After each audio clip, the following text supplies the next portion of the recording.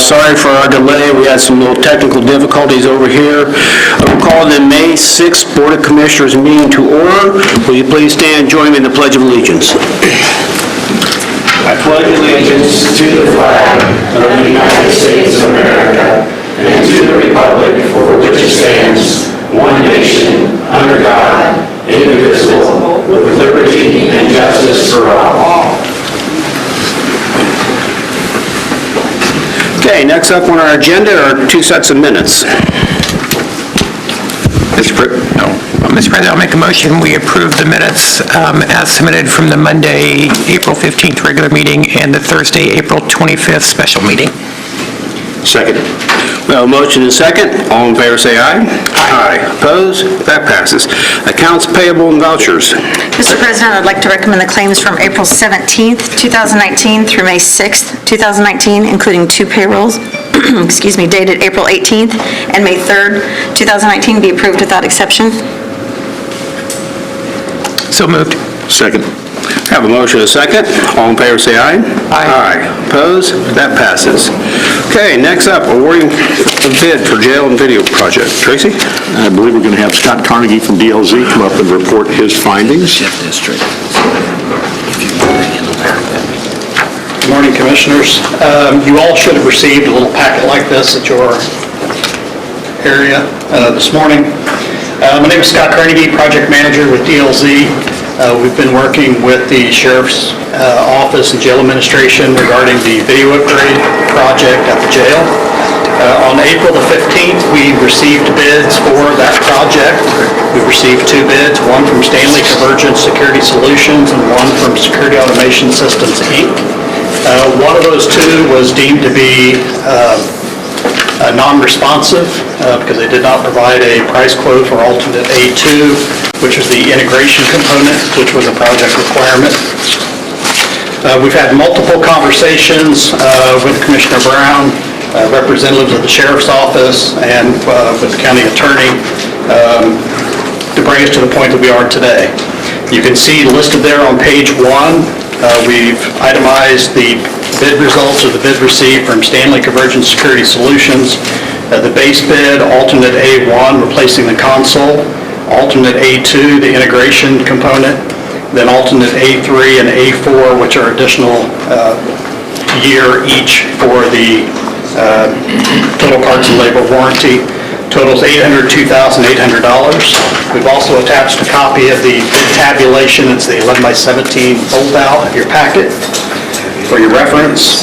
Also, in those conversations that we've had over the last few weeks, we've reached out to Stanley and inquired what an additional 4th year and 5th year total parts and labor warranty would be.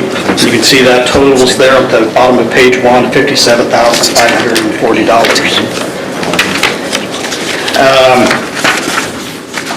We've also had conversations with Stanley to see if they would be willing to work with the Commissioner's current 2019 budget.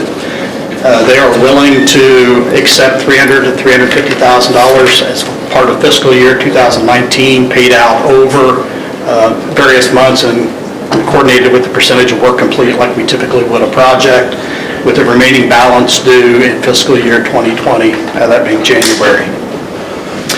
With that said, I just want to also let you know that there's a $20,000 lump sum contingency allowance built into the bid, and that's just for any unforeseen condition. Any unused contingency allowance monies will be returned to the owner at the completion of the project via deduct change order. It's our recommendation that the Commissioners award the base bid in the amount of $699,950, alternate A1 in the amount of $24,600, and alternate A2 in the amount of $35,050, for a total awarded amount of $759,600. We also then recommend that the Commissioners execute a separate agreement with Stanley that addresses just the extended parts and labor warranty, keeping in mind that 1 year is included with the base bid, and that commences with substantial completion of the project. So If you execute a separate agreement with Stanley for the extended parts and labor, it'd be for year 2, year 3, year 4, and year 5, and that totals $100,740. Also, the very last page of your packet looks like this. That's an itemized breakdown from Stanley for extended parts and labor warranties. Any questions? Thank you, Scott. I'd just like to say great work on DLZ's part, and thank you, Scott, and also to the Sheriff's Office for their work on the project. I know it was a slow process, but again, it got us to where we needed to be, and we are substantially under the $1.2 million or $1.1 million that we originally looked at. So with that, I would move that we award the bid to Stanley Security Systems as outlined by our consultants. I will second that. I do have one question, if I could.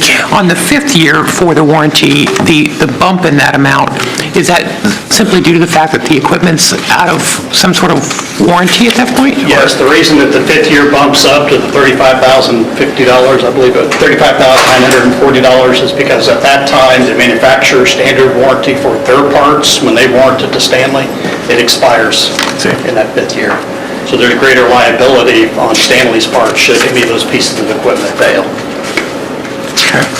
And the timetable would be that as soon as this bid is awarded, they would start working immediately on ordering equipment. So assuming that the project is awarded per our recommendation, then I will issue a notice to proceed and start the owner-contractor agreement for execution.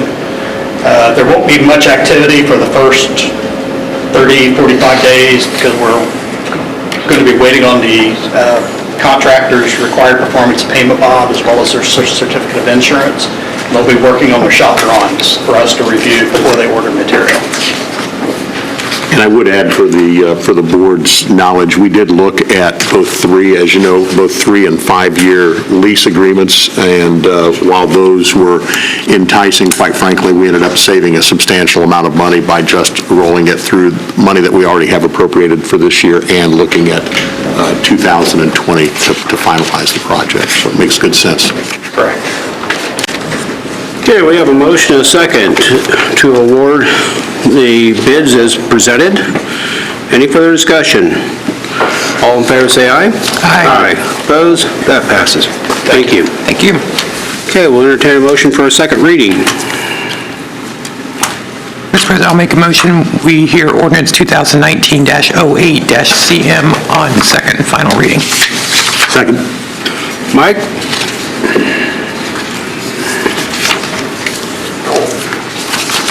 Morning. Morning.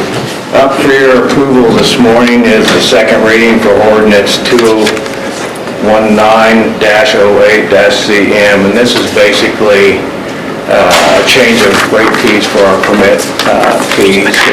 We're increasing them on the single-family dwellings. We're increasing them from 15 cents a square foot to 17 cents a square foot.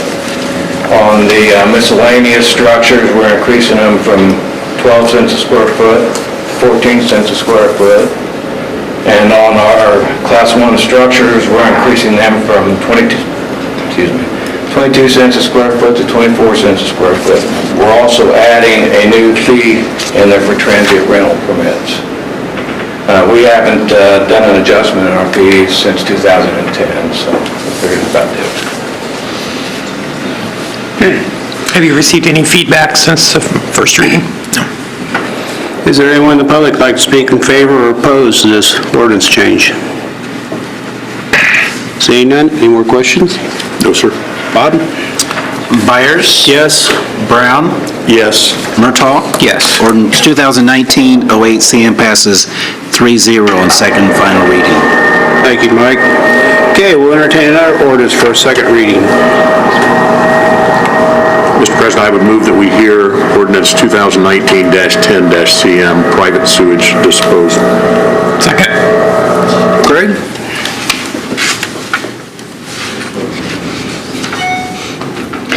Good morning. Yes, this is the second reading where we're, both of our ordinances, we're just adding the civil penalties to both of these ordinances. And again, this is what we're trying to do is to take an extra step to try to not get to the lawyer, which gets very expensive for everyone. And this will also make it consistent with our food, tattoo, swimming pool, all our ordinances will have the civil penalties in them. We've not received any negative or positive feedback since the first reading. Any questions? No, sir. Anyone from the audience like to speak in favor or oppose this ordinance? Seeing no one. Bob? Brown. Yes. Murtaugh. Yes. Byers. Yes. Ordinance 2019-10 CM passes 3-0 on second and final reading. Entertain another motion. Mr. President, I'll make a motion, we hear ordinance 2019-11-CM on second and final reading. Second. Basically, same thing he said. Yes. Basically, it's Yes, exactly. cleaning it up considerably. Any questions? Anyone from the audience like to speak in favor or oppose to this ordinance change? Bob? Murtaugh. Yes. Byers. Yes. Brown. Yes. Ordinance 2019-11 CM passes 3-0 on second and final reading. Okay, next up, permission to apply. Yes, we'll have Amanda Amanda. do that? And Mr. President, I'll make a note that I'll be abstaining from this vote. Okay. Good morning. We're here to ask for permission to apply for United Way funding for substance abuse treatment for community corrections and Gateway to Hope for recovery coaching. We already have a combined grant to do this through Drug Free Coalition, so we're using the same recovery coach that works with Gateway to Hope to work with community corrections. So we're just asking that we can expand the funding for United Way. You're doing good, Jason. Thank you. Go ahead. And this could be up to, do you have any sense for how much? 20,000. Up to 20,000. Mr. President, I move that we grant permission to apply for United Way funding for the recovery coaching as outlined. Second, we have a motion second. All in favor, say aye. Aye. Oppose? Abstain? Yes. The second grant, we're asking for permission to apply for the Trailblazer grant, which we already have the Firestarter grant, and that was kind of just a base grant, and then they want you to move up to the Trailblazer grant. We're doing research with naloxone and prescribing providers, but we want to expand that education into community corrections, so we'll be doing a little bit more on that and some other things with community corrections. So that one's for $25,000, and that one we'll be working together on too with Purdue College of Pharmacy. Mr. President, I'll make a motion that we grant permission to apply as stated. Second. We have a motion and a second to grant permission to apply as stated. Any more discussion? All in favor, say aye. Aye. Opposed? That passes. Thank you. Okay, next up on area plan, we're going to skip the first one initially, and let's jump down to ordinance 13, if we would. Will we be hearing both of those Yes. together? Do you want to hear them both together? Okay. Okay. Mr. President, I'll make a motion, we hear ordinance 2019-13-CM, as well as ordinance 2019-14-CM. Second. Morning, Commissioners. I want to thank you for putting me ahead of the other ordinance. I really appreciate that, so does my client as well. For the record, Dan Teeter, attorney with Riley, Teeter and Trier, represent the petitioner. Petitioner is present. He'd respond to any comments or questions that you might have on this matter. As you may be aware, we received a favorable staff report. We received a 14 yes to 1 no vote from the Area Planning Commission as well for this. So again, with your permission, my comments are going to be for both petitions. The north petition is a site that's NB that we want to zone to I-1. It's a 7-acre tract. The southern portion of the site is NB that we want to rezone to GB. It's a 6.7-acre tract. We're surrounded by multiple zones out there. To the west and to the south, we also have I-3. So we're less intense than some of the surrounding properties. Petitioner has had a successful business. He started with 2 vans. He now has many sedans, vans, and buses. They travel throughout central Indiana, going to Indianapolis Airport a lot, Chicago as well. They've been very busy here this last week with, he says his back hurts because of all the moving he had to do with the suitcases for the students. So looks like business is good. The vehicles are currently parked at Sheridan on Cumberland. There will be no customers coming to this site. They'll be dropped off and picked up at the Sheridan. So nothing with that, but with customers at the site. We did discuss, when we came up with the I-1, we discussed that with the Area Plan Commission, and it was their comment that they would prefer I-1 versus GB. We do get a bigger footprint, but as a result, there is no outside storage. So we think this is a very positive point for the neighbors to the north and to the east, so that everything would have to be enclosed and stay inside. We'd also have a 20-foot buffer yard, Class B on the north and on the east side as well, to provide additional buffering. Our storage building will be constructed on the I-1 site. It's going to hold the reindeer shuttle, trucks and vans, whatever they may have inside the storage. There also may be RVs and boats inside the storage. We'll have an office as well, and somewhere in the future they may have a small wash to wash their vehicles in that regard. We're going to divide the property into 3 tracks. The north track obviously is the reindeer. The southwest will be the strip center, and the southeast will be gas station and C-store. The overall development concept is to allow petitioner to construct all his amenities, and while doing so, then make the rest of the site shovel-ready for the future commercial uses. And that seems to be working very well. I like his plan. I think it's very positive. Area Plan thought so as well. I think this project is also a complement to the revived Klondike project. And as you're aware, Klondike's going to put in trails and sidewalks. I think that overall change with the widening of the road and everything else is going to make this area compatible for more things for the future. It's going to make it very safe as well, I think, for the residents of the neighborhood. When we complete this project, then we're going to start with the subdivision, and as you're aware, we have to go through drainage. We'll also have to go through access points. So the site plan that we gave Area Plan may get tweaked a little bit through that process. So with that, I would respectfully request your approval. Happy to answer any questions. And again, thank you for letting me go first. I appreciate it. Okay, thank you. Any questions? The petitioner. Is there anyone in the audience who'd like to speak in favor or oppose to either one of these reading zones?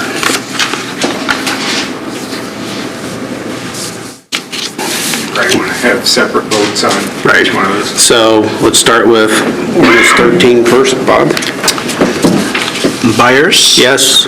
Brown? Yes. Murtaugh? Yes. Ordinance 2019-13, CM passes 3-0.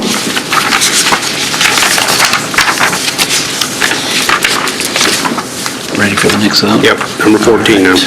Okay. Brown? Yes. Murtaugh? Yes. Byers? Yes. Ordinance 2019-14, CM passes 3-0. Okay. Thank you very much. Thank you. Okay, another ordinance motion, please. Mr. President, I'll make a motion, we hear ordinance 2019-12-CM. Second. Thank you. Sally? Good morning. Good morning. The zoning ordinance amendment that you're hearing today regards large energy conversion systems, or WECs, and also known as wind farms. So this amendment would keep in the ordinance the definitions for large wind systems and wind farms, but it would eliminate any zoning district from in which they would be permitted either by right or special exception. And then it also removes from the development standards all the development standards for large wind systems. It does not change the existing permissions and development requirements for a small wind turbine or a micro wind turbine. A small wind turbine, which would continue to be permitted, are those which have a 50 kilowatt capacity per turbine or less, a maximum height of 140 feet, and a swept area, which is the blade diameter of a maximum of 40 feet. Micro wind systems are only permitted if they're building mounted, and I think they have a 15 kilowatt maximum. So those two are still permitted, and nothing changes in regard to those. It only affects the large wind turbines and wind farms. And the vote at the planning commission was 11 yes, 4 no. Okay. Any questions initially? Okay, we're going to start this out with those who are opposed to this amendment change. We ask that you please come up, sign your name, and we'll limit you to 3 minutes if that's okay, so we can keep this moving. So anyone who is opposed to this amendment change, you're welcome to come up.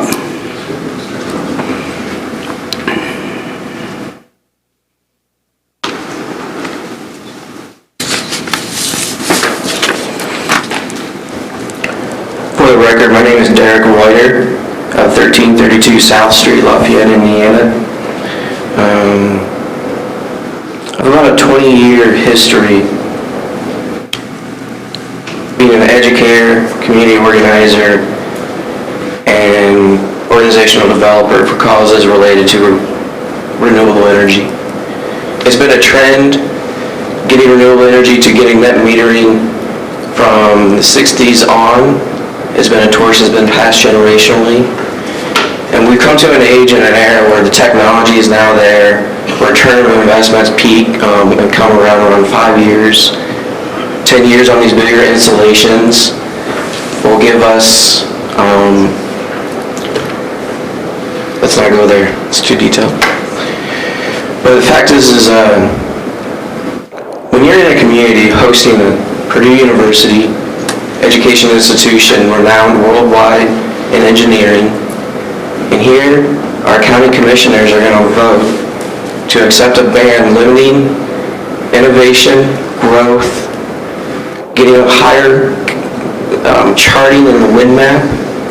You know, if you're only getting a wind map of a scale of 1 to 5, and these lower turbines are in the 2 range, and you can get up to that 3 range, you're talking about millions of dollars in profit of a renewable energy resource, replacing our dependence on fossil fuels like coal. Air pollution in Indiana is terrible. We have about 19,000 children affected by asthma rates coming from coal-fired plants. 17,000 school days missed of these children due to asthma attacks. And that's just one public health issue and concern about fossil fuels. So if we want to send a message around the world that Purdue is a great institution, we want to send a message that we're a community that accepts innovation and growth and renewable, safe, healthy energy production. And we want to be a community that looks out after future generations. I please ask you to vote no for this ordinance. Thank you. Thank you. Please, anyone else?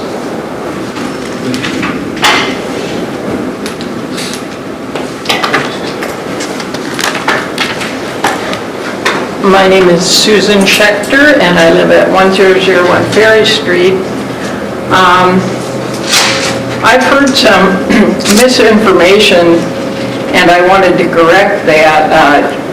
That's based on probably reporting in the newspapers. I heard that one of the reasons we are concerned about these is bird deaths. And so I looked. I don't know if anybody bothered to look, but the U.S. Fish and Wildlife in 2017, their total median estimate of human-caused bird death is 3.3 billion in the U.S. Of those, 2.4 billion were the result of cats killing birds. 0.6 billion were collisions with building glass. 0.2 billion were collisions with vehicles. Then in smaller proportion, a collision with electric lines, communications towers, electrocutions, poisons, oil pits, and below that was collision with wind turbines, which accounted for 0.1% of bird deaths. So when I heard that, and I knew this was an incorrect reporting of attribution, it made me wonder how much that was being used to just misinform about this issue, and other, are there other misinformations being shared? Indiana is the 8th largest emitter of climate change gases, 8th out of 50 states. We're very reliant on electricity for our economy, for our manufacturing, and so we're dependent on an old, dirty technology to support our economy. We're also dependent on the weather. Agriculture and forestry are major contributors to our economy. And we're putting our economy at grave risk by relying on specifically coal. So I wonder how our county commissioners, I'm sure, are concerned about economic issues. So I think that why would we say we're not going to support a clear solution that would benefit us in terms of clean jobs and income from generation of clean energy? And I'm just like, why? Why are we taking this step? That's all I have to say. Thank you.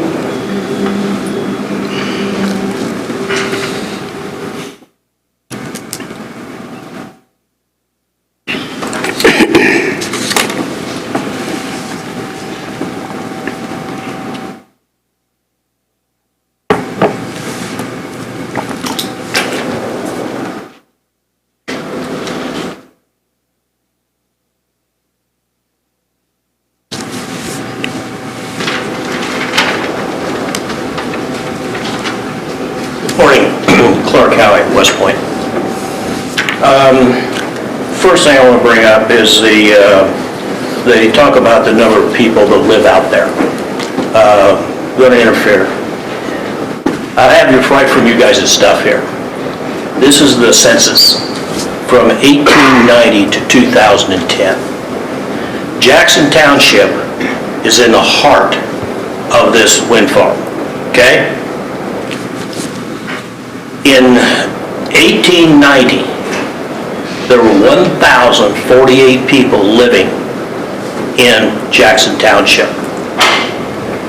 2010, does anybody even want to hazard a guess on what anybody? I'm going to guess less. 499. That's all that's out there. You can look forever out there and not see anything. And to raise that issue is, like she said, misinformation. I'm a little more blunt, plain flat lie. End of story. And but I want to, that's all I want to say on that. But I look at this as more of an American issue. America needs this kind of fuel. It does, there's no question about it, and it's coming. It may be 40 years before it gets here, but it'll be here. It'll be here in Tippecanoe County. It's coming. It'll be like if you don't get a nuclear plant. But that being said, there just needs to be, this project really does need to happen. And I know it's not. I know it's not. You've already shot me in the head. All I got to do is, next few minutes, I'll bleed out. And it'll all be dead. But it just looks to me like the farmers down there have farmed this and farmed this and farmed this generation after generation and after generation.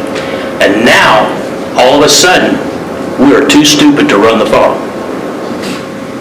And it's beyond me how, it's just beyond me how this has happened.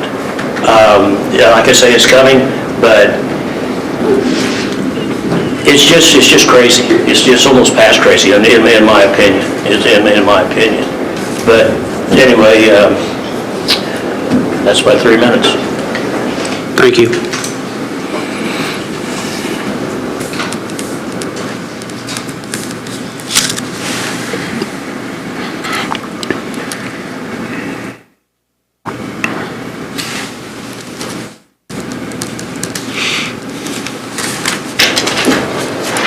Anyone else opposed to the rezone change? Or use those change, I should say. Okay, those in favor of it?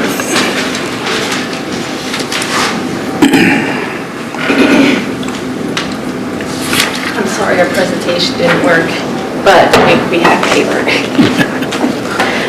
Julie Perriton, 10 North 19th Street, Lafayette, Indiana. I am speaking along with one other person on behalf of, if you could stand, if you're part of our group. And how many of you keep standing if you live out in the county, if you live in Jackson or Randolph or outside of the city limits? How many, yeah, if you've lived there more than 10 years, keep standing, more than 20 years.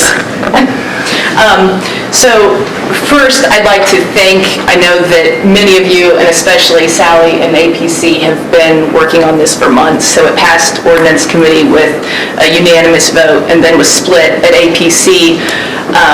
And it was interesting that it was several of the small towns that voted no, and they're never going to be impacted by a project like this. So I've got some visuals of what our current ordinance looks like. And I think you've probably seen it before. Thank you. So that's the intersection of 800 and 700 there. The X is just south of that. This intersection is in the middle of the project because of the transmission lines just north of here. This is a single turbine, that X is. And a large WEX development would have about 100 of these, maybe close to 100 in the first phase of development. So this single turbine is going to have influence on land at least 3/4 of a mile away. That 3/4 of a mile comes from the environmental impact studies that companies do to map shadow, flicker, and noise impact. So that single turbine, a structure that's 6 times taller than the Chase Bank building with a blinking red light, a buzzing generator, and 250-foot blades that spin, is clearly going to impact all of those parcels. Yet, our current ordinance only requires consideration of those 3 parcels that are marked in gray with the little gray circle. A project most recently discussed that would impact 36,000 acres, and that's the company's self-identification. That's hundreds, thousands of rural residents. This current setback is woefully inadequate. So further in your packet, you'll see a page that has several counties that have had large WEX developments go in, and they've subsequently made their ordinances much more restrictive after experiencing problems with development. And these counties are much less densely populated than our county. For the benefit of the audience, they can see Ford County, Illinois, DeKalb County, Illinois, Livingston, Iroquois, and Tipton County, Indiana. These are ordinances that were tightened right after developments went in. There's also a current trend in Indiana. Developers are coming into areas that need investment. The power produced from these turbines is not going to stay in our community. It's sold on the open market. The main benefit touted for communities is cash from developers in exchange for turning tens of thousands of rural land into an industrial zone. Tim's going to further explore what that revenue stream might look like for the county in a cost-benefit analysis. In the slideshow, which I'm sure you'll get a copy with. I know. John tried valiantly. We'll put it online. Awesome. Many counties in Indiana that are much less densely populated and are growing are rejecting this type of development by banning them outright or putting in very restrictive ordinances. And here's Tim.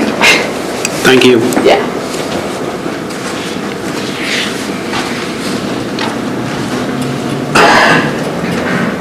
Morning. I'm Tim Street from 624 Bennett Road in Linden, Indiana.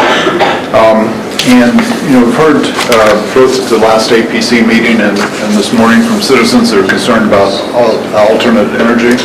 And this change is not about alternative energy. I've worked in some alternative energy projects. I'm in favor of it. I think it's great.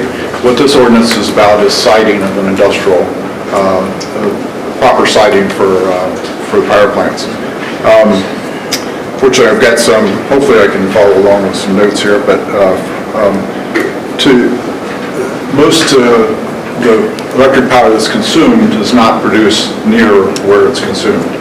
if you look at Tippecanoe County, there's no major power plants in Tippecanoe County. Matter of fact, in 60, there's, I think, 20 counties that have major power plants. There's 5 counties that have wind turbine farms. I mean, 69 counties, I believe, do not have major power producing.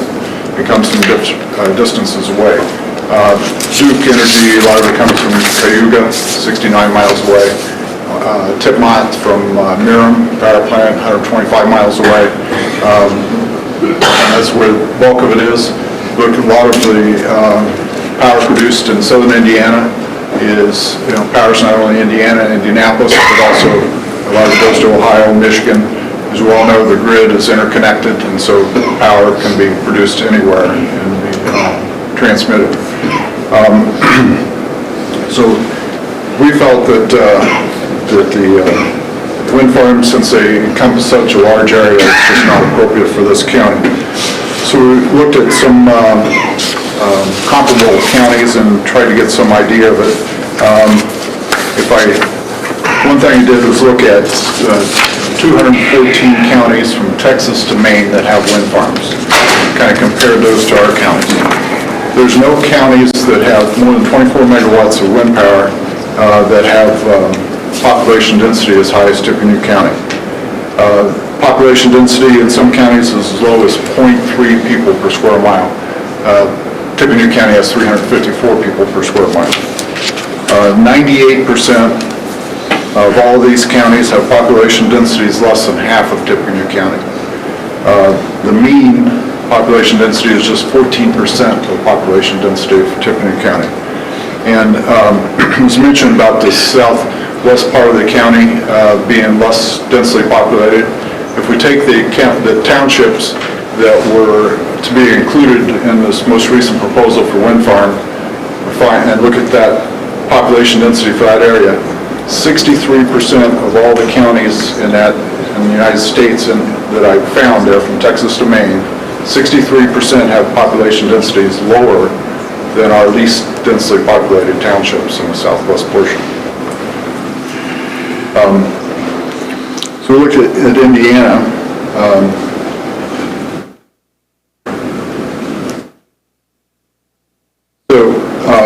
Population density in Indiana.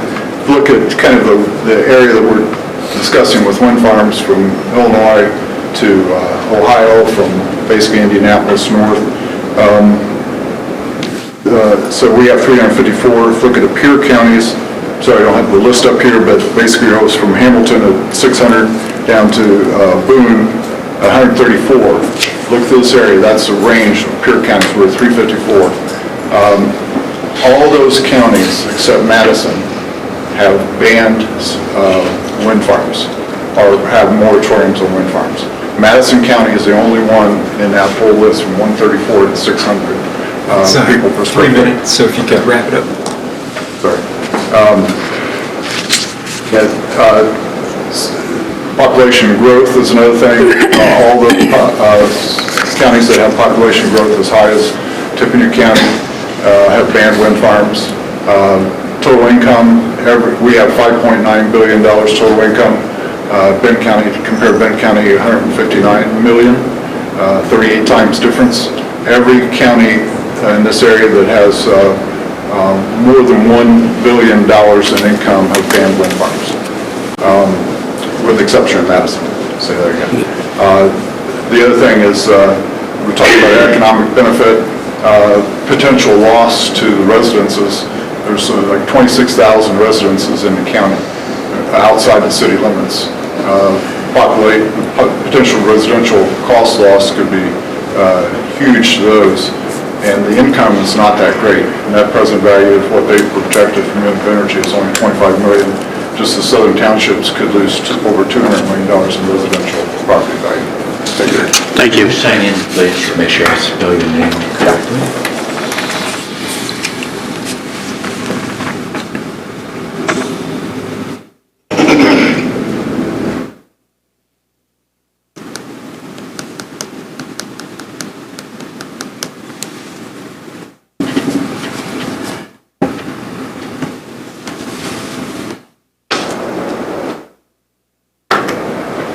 Anyone else in favor?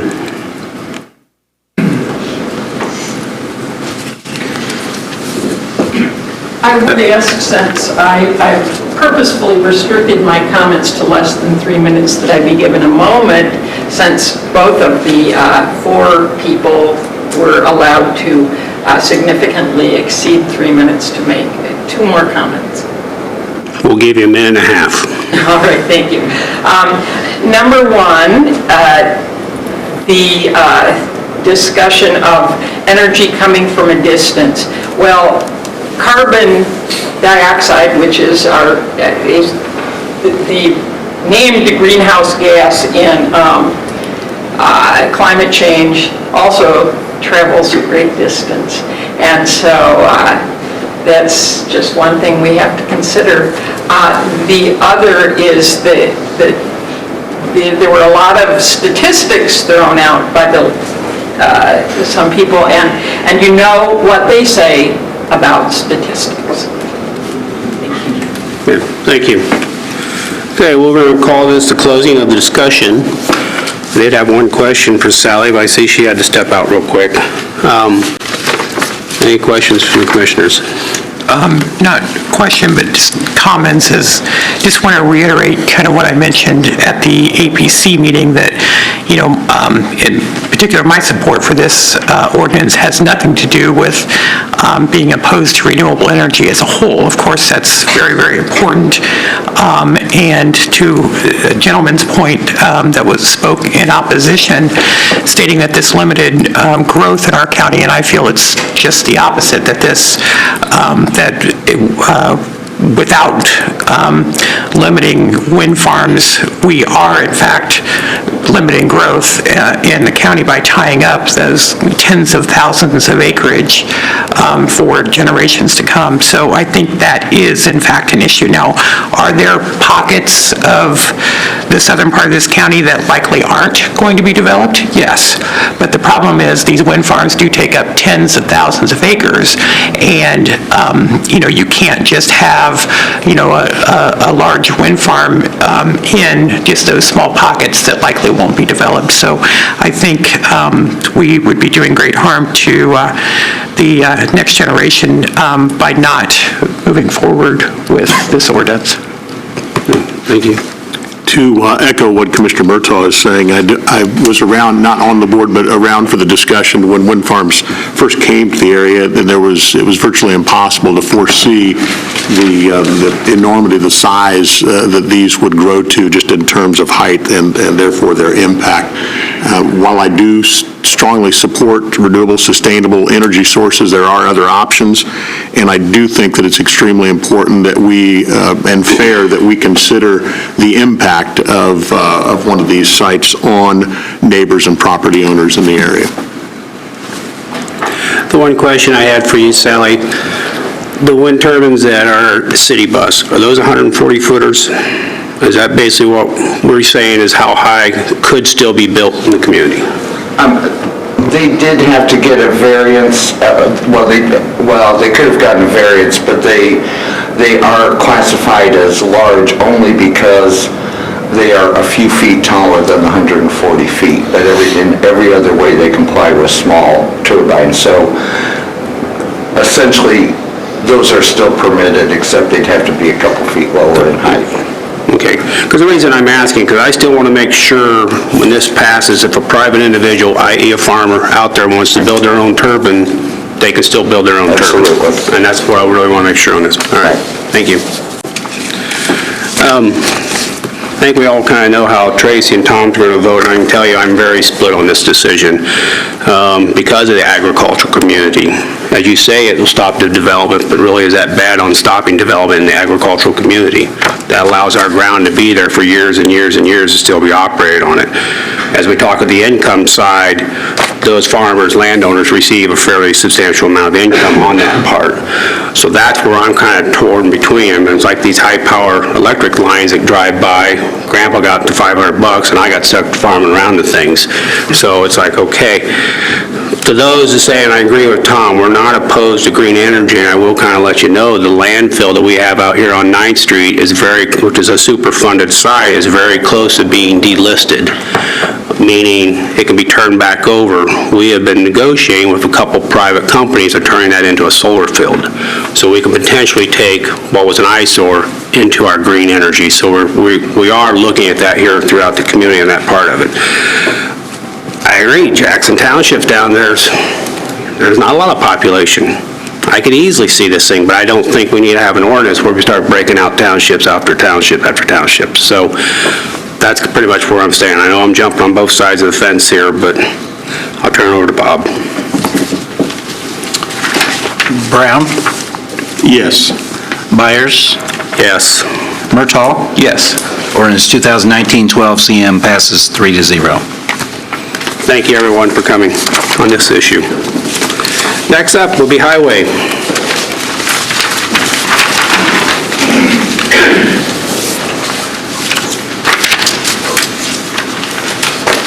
Mike's there, you got it. First time it's It always happens around Stu, doesn't it? Yeah. Have a few items. The first item I want to bring before you, again this summer, we would like to switch to 4 10-hour days out of the garage, just to be productive in our paving operations. That would require your approval. Mr. President, I move that we approve the shift in the seasonal hours for the highway crews as outlined. Second. Got a motion and a second. All in favor, say aye. Aye. Opposed? That passes. And I have two permits to close or block roads, county roads. The first is for the Race for Hope. It begins at Faith Church, follows County Road 550 East, County Road 50 North, into Wildcat Estates, and then back on the same path. This is a restriction set for Saturday, June 8th. The second is a permit to block streets in West Point for the Lions Club car show. This will be on Saturday, May 11th. Mr. President, I would move that we approve both permits as submitted. Second. We have a motion and a second for both of these closures. All in favor, say aye. Aye. Opposed? That passes. And finally, I have 3 continuation certificates to work in the county right-of-way. The first is a 3-year certificate from QC Communications, the amount of $5,000. The second is a 1-year from Indiana American Water for $5,000. And the last is a 1-year from American Suburban Utilities for $5,000. Mr. President, I'll make a motion, we approve the 3 continuation certificates as outlined. Second. We have a motion and a second to approve all 3 continuation certificates. All in favor, say aye. Aye. Aye. Opposed? That passes. Thank you. Rebecca. Good morning. Good morning. We're going to ask your approval to create an additional position. We currently have a vacant youth development supervisor position that's classified as a PAT 2 per our accreditation and our new residential licensing that will start July 1st. We wanted to switch from supervisory to more case management, so we'd asked to add that.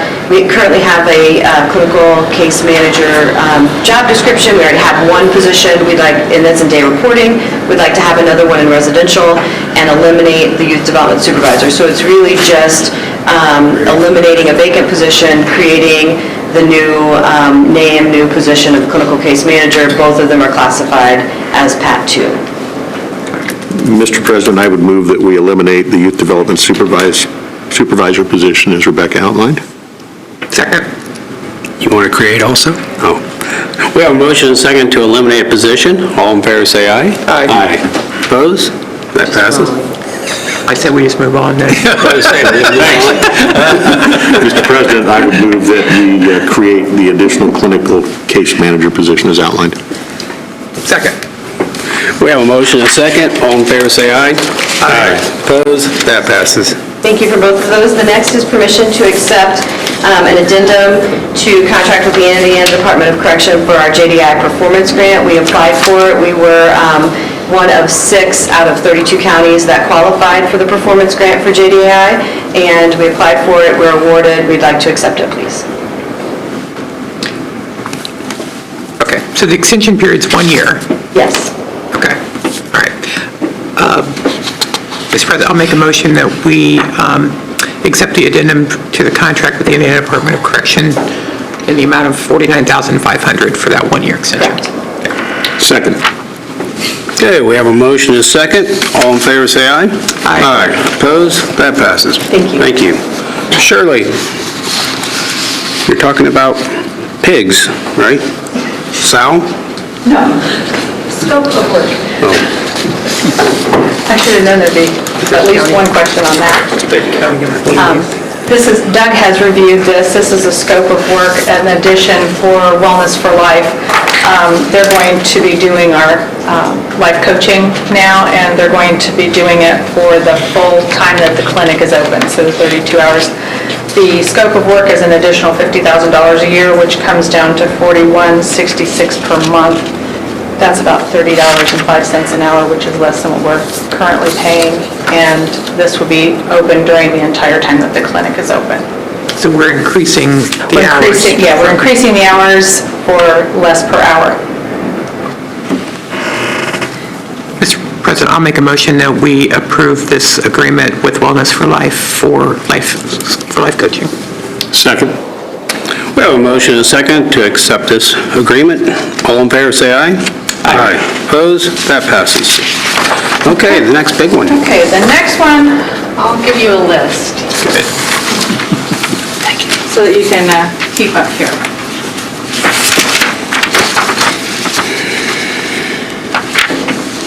Okay, in preparation for the budget, there are several departments that are requesting additional positions. Now, because of the timeline that it takes to actually go through the process, we couldn't get all of those through in time for the May meeting deadline. So we have kind of in process now that will be requested most likely in June so that it can be included, is Carrie Home will have a request in for one new school-based youth liaison. That is an existing job description that is a PAT 2. So that means it does not need to go through the Wagner, Irwin, and Shealy process? It will not need to go through Wagner, Irwin, and Shealy. It will just go to the commissioners. So no process with us. The surveyor's office has requested a new position, surveyor drainage coordinator. That one is a brand-new position. They anticipate that it's probably going to come back at a PAT 4. I cannot confirm that because it has not gone through Wagner, Irwin, and Shealy, so that one is to be determined. And that will be the Wagner, Irwin, and Shealy, then the committee review, and then turned over to the commissioners. Our office, Human Resources, has requested an administrative assistant. I don't anticipate that being anything over a comma 2 or 3 because it'll be purely clerical so that Melissa and I can keep up with the rest of the other things that are coming our way. The Do-It department, IT department, has requested 2 new positions, one and then one additional. The first new position will be an IT project manager. We're not sure if that will come in at a PAT 5 or an Exec 2. Again, that one has not been to Wagner, Irwin, and Shealy, so that's to be determined, and we'll need to go through the complete process. Second one is a digital media administrator, to be determined. We don't know where that will come in. The third one is, actually, it's currently called the PC Tech. They're just changing some of the duties on that, but it will not change the level. So the PC Techs will be retitled to Service Desk Tech, and that existing position will be requested for 1 additional. So that's the 3 for Do It. Sheriff's Department has requested 3 new merit deputies. So those will be on the deputy chart with the new change. If they had any experience at all, then they might come in higher than the 0 to 12-month rate. But we won't know that until we see who's hired.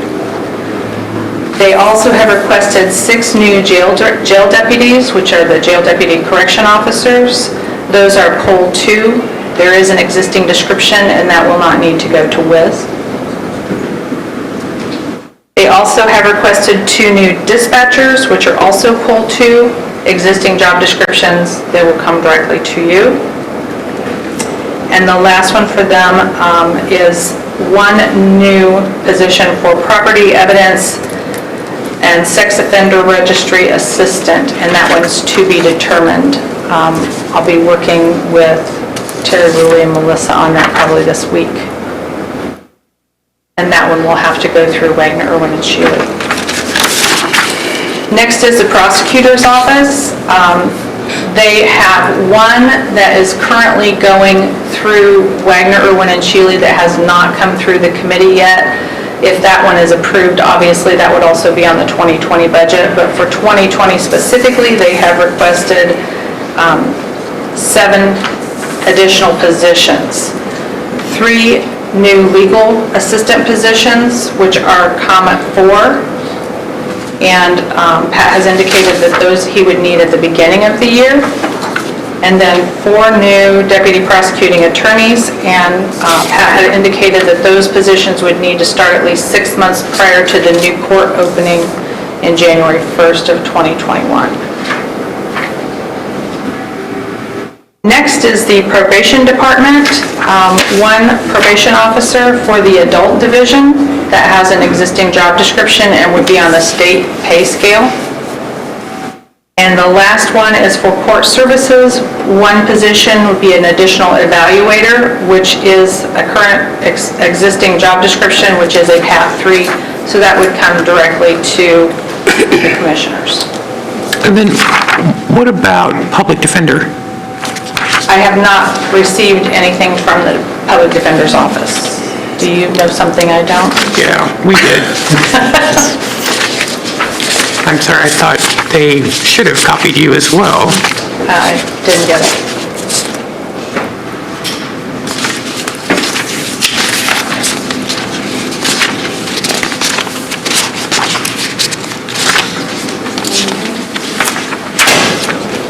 No.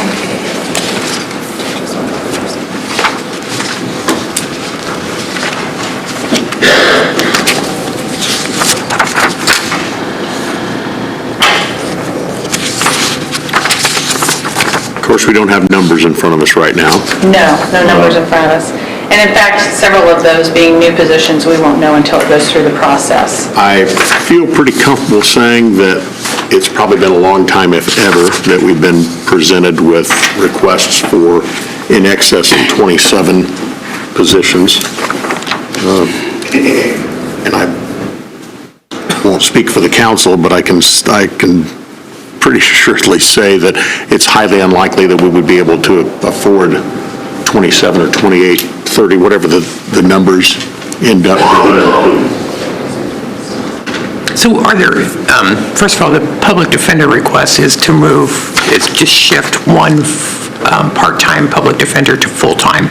So it's a net difference of almost $23,000. Is that including the perf? Probably not. I'm sorry, it's 30, with everything, it's 33,000. Okay. Because if going from regular part-time to full-time would include perf. So would any of these positions be funded from any other source other than general? I mean, Do It probably could be part heated. Which one's that? Do It could be part heated, I guess, but I guess, are any of these grant funded is my real question. Are they proposed to be grant funded? Not that I'm aware of. Okay. They did not tell me the funding sources for these, so. But I guess one of the questions I have, and I see some of the department heads out here, is that we asked 2 years ago before we started this bond, does anybody see new employees, long range? And none of these answers were coming in here back then. And now all of a sudden, here we are. I'm sure everybody can say they need it. We are a growing community, but, and I don't know, Bob, if the council has done any talking on this so-called public safety thing, because I'm running the numbers here, and I can see 21 positions that theoretically could be paid for the public safety part of it. And that's why I didn't know if, there was one council member sitting there, but I don't know if any of them, 2 of us in here. So, 3 of them I see. So, hey, I don't know whether they're doing any talking on this or not, but I mean... I don't know who number 3 is. We don't have a quorum yet, do we? Okay. But, I mean, it's... 2 years ago, everybody said, nope, we don't need all this, and now we're getting it. So that's why I'm just curious. I can easily say to Pat, I see Atlanta's back. we're just adding the court to the same cases. Why do we need more judges? But I know what you can say, and I know what your answer would be on that part, too. All we're doing is spreading the cases out by adding another court. So, Well, and I would always also challenge department heads or ask that when we get these requests, again, we get them prioritized as well. Again, we'll work jointly with, we approve the positions, the council ultimately has to fund the positions, but it'd be helpful, mainly the ones where we've got more than one request from a department, to prioritize those and look at other alternative methods of funding if those are available through grants and such. Bob, in your preference, would you like us to semi-give you an answer by our next meeting of what we think or don't think, or? It would be nice to have a definitive answer, certainly before people have to turn in the salary statements, and those aren't due until July 1. So if you wait another meeting or two. Do you think we could have answers back from West by then? Majority of those have either come in to me and been sent on to Wagner, Irwin, and Chile, the ones that are not classified yet, with the exception of, I think, one that hasn't come through yet. So the one that we'll be working on for the Sheriff's Department this week. So if we waited till our June meeting? That would be okay.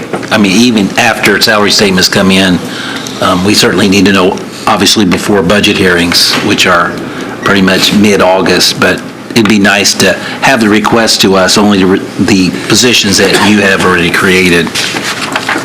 Bob, I apologize, I've asked you this before, but what is the cost of the recommendation going to Grid Plus 3? It was about $1 million, I believe. And we're certainly not going to be picking up that much new revenue next year from property tax increases. So, because I was thinking, if we had no new positions, we could very easily, if you just funded everything the way it was, we could lose $1 million of cash balance in the general fund by the end of '20. But you've still been having unappropriated for $1.5 to $3 million each year here lately, right? Yeah. But when you start taking your cash balance and start driving it down, that's a real slippery slope that you don't want to start, so. Right. You could do that if you wanted to, one time, to move up to the Wagner study, take some money off the top, is what I would say, because we're going to end up doing that study anyway, if we do it over time, or we do it all one fell swoop. But that's a reoccurring cost. It is a reoccurring cost, yes. Because some of these departments, I can see them, we've grown, but yet they haven't had any people, like Do It has actually went down.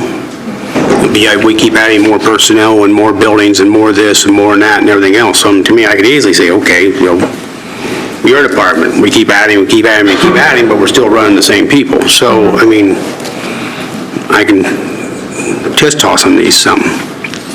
But since these are mainly public safety requests, the local income tax public safety is an option for the council to take if we want to do anything close to this, we need to have some new revenue sources, and there is an option out there that not just the council can't do, but it's the cities and the towns deciding together that they want to increase income taxes for public safety needs. Okay. Any other questions for me? Thank you. Welcome. Thank you. Okay, next up, we have a resolution. Looks like it's number 13. This is a resolution authorizing that we grant an easement to Veteran, and Doug, you want to jump in on this? Yeah, this is Veterans doing a gas line improvement along 18th Street. They need about 20 feet along the side of the road at the fairgrounds and at Cary Home. I think another 10 on as a temporary construction easement. And so for that, it's about, they'll pay you about $11,200 all told. So it's not that much land, not that much compensation really, but helps them out and they could condemn it otherwise. So it's folks look at it, it seems fair. So anyway, it's a grant of easement and then authorizes the president to execute the easement documents and take any other actions as are necessary to complete the transaction. Thank you. Mr. President, I would move for adoption of Resolution 2019-13-CM as outlined by council. Second. We have a motion and a second to approve this resolution. All in favor, say aye. Aye. Opposed? That passes. Next up, professional service agreement for the villa. Actually, I think the first one's in regard to vending machines. Yeah, it's an addendum. It's just an addendum from the state. So it's for vending machines at the villa? No, it's just for vending machines. That's just an addendum, though. Okay. So do you have the one with the vending machines? We've already passed that before. It's just an additional addendum that the state required. Okay. Do we have that addendum, though? It's not in, it should be in. Not in amongst all this. Small. It's just one page. And Doug's already looked at it. Bring a copy. I'll get you another copy if it's not in there. Yeah, I don't see that one. Okay, I'll get you another copy. Okay, but it has been reviewed? Okay. Mr. President, I'll make a motion that we approve the professional services contract with Indiana Family and Social Services Administration for the providing of vending machines. Second. Okay, we have a motion and a second to approve this contract. All in favor, say aye. Aye. Opposed? That passes. All right, and then I'll make a motion that we approve the professional services contract again with Indiana Family and Social Service Administration in regard to the villa. It's archive. Second. Okay, we have a motion and a second to approve this professional services contract presented. Any further discussion? All in favor, say aye. Aye. Opposed? That passes.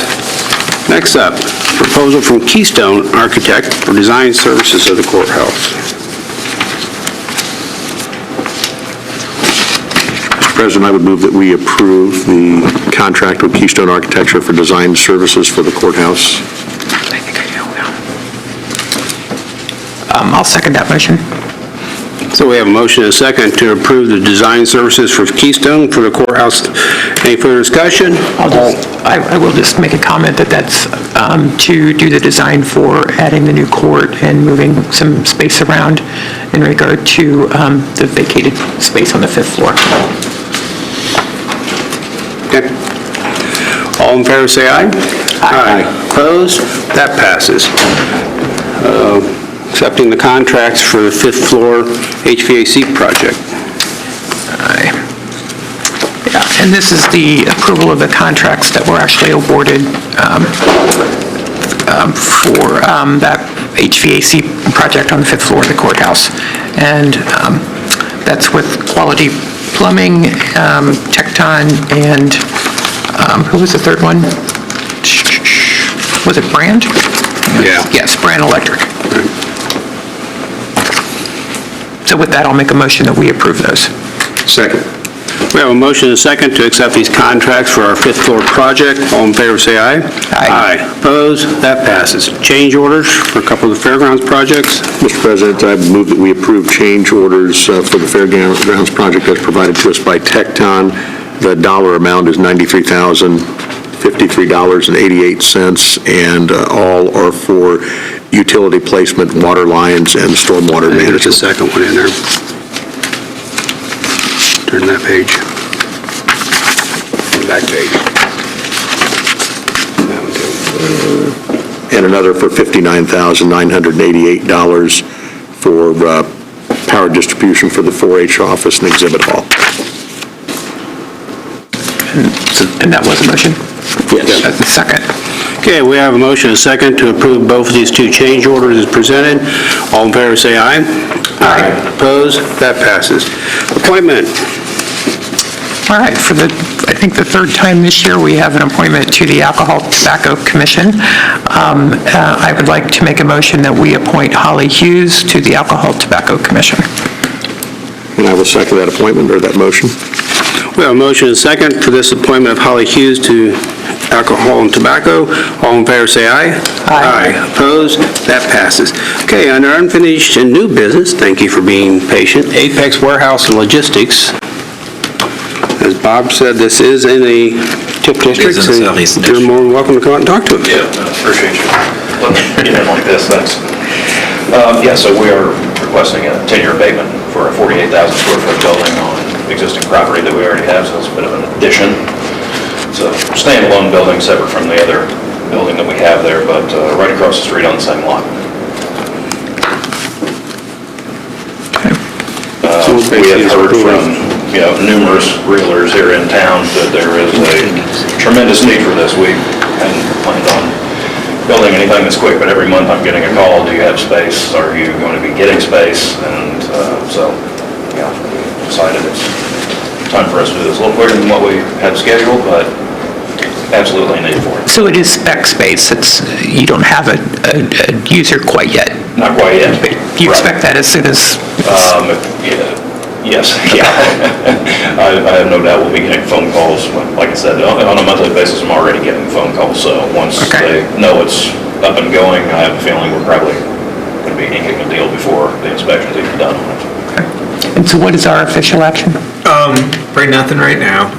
It's up to the council to approve the schedule of abatements. Because it's in a TIF district, it's subject to your approval. Typically, I have a resolution for that. Don't have one today. So what I'd like to do is, I assume this is probably going to be on the council's agenda at their meeting this month, and they'll approve some schedule of abatements, and then we'd have a resolution for you in 2 weeks. There's no real need for the applicant to come back here and give you any more information unless you want it. So we could just have the official action taken in 2 weeks. Perfect. All right. Glad you're having this problem. It's a good problem to have. Yeah, exactly. Thank you. Thank you. Okay, thank you. Okay, any other unfinished or new business needs to come forward? Reports on file, we have one from the Treasurer's Department, Building Commission, Crystal Creek Boarding Kennel, and Wabash River Heritage Corridor Commission. Those reports will be on file in the Commissioner's office for public viewing. Public comment? Karen? Good morning, Karen Mitchell, County Extension Director and Educator. I just wanted to let you know that we received federal funds through the SNAP education to hire a bilingual nutrition education program assistant. We used to have one in the past, and so I'm happy to have one come back into our area. Martha Lopez will be starting this week to serve our Spanish-speaking population, as well as a couple other surrounding counties. So I'm looking forward to introducing her in future meetings.